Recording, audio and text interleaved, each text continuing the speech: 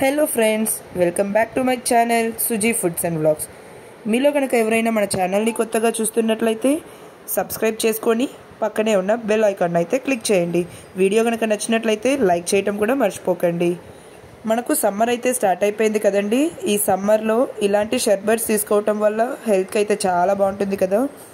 ఈరోజు మన వీడియోలో నేను నన్నారి షర్బత్ అలానే మసాలా సోడా అయితే చూపించబోతున్నానండి. మనము బయట తాగే మసాలా సోడా నన్నారి షర్బత్ ఆ టేస్ట్ అయితే సేమ్గా ఇంట్లోనే చూపించబోతున్నానండి. ముందుగా నన్నారి షర్బత్ కోసం అయితే ఇలాంటి నన్నారి షర్బత్ సిరప్స్ అయితే మనకు మార్కెట్లో అవైలబుల్గా ఉంటుందండి.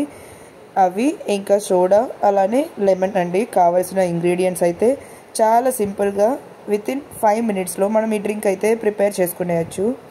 ముందుగా ఇలా ఒక గ్లాస్ తీసుకొని ఇందులోకి మనము నన్నారి షర్బత్ అయితే యాడ్ చేసుకోవాలండి. ఆ సిరప్ అయితే 1/2 గ్లాస్ కంటే కొంచెం తక్కువ క్వాంటిటీ అయితే యాడ్ చేసుకోండి, కరెక్ట్గా సరిపోతుంది.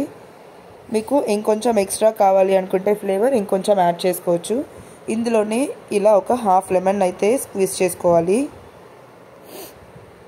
హాఫ్ లెమన్ అయితే సరిగ్గా ఉంటుందండి, కరెక్ట్గా సరిపోతుంది.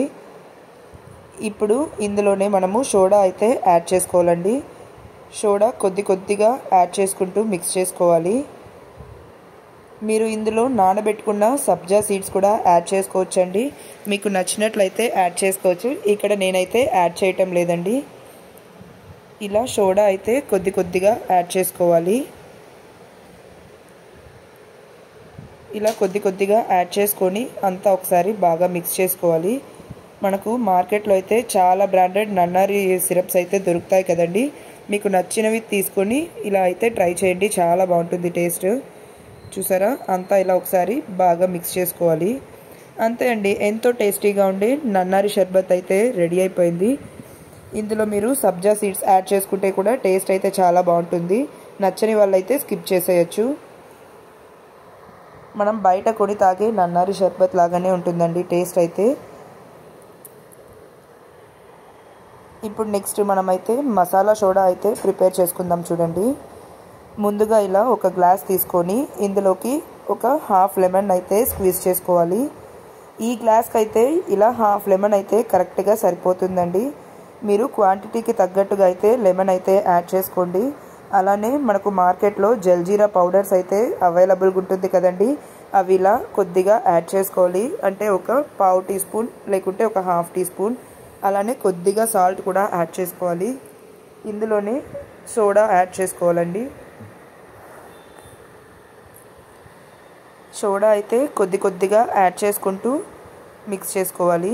ఈ జల్జీరా పౌడర్ అయితే మీ ఫ్లేవర్కి తగ్గట్టుగా టేస్ట్కి తగ్గట్టుగా అయితే యాడ్ చేసుకోండి. ఇలా కొద్దిగా యాడ్ చేసుకోవాలండి. మనకు సోడా యాడ్ చేసిన వెంటనే ఇలా పొంగుతుంది కదా, సో అందుకనే స్లోగా యాడ్ చేసుకొని అంతా ఒకసారి బాగా మిక్స్ చేసుకోవాలండి. ఇలా అంతా ఒకసారి బాగా మిక్స్ చేసుకోవాలండి.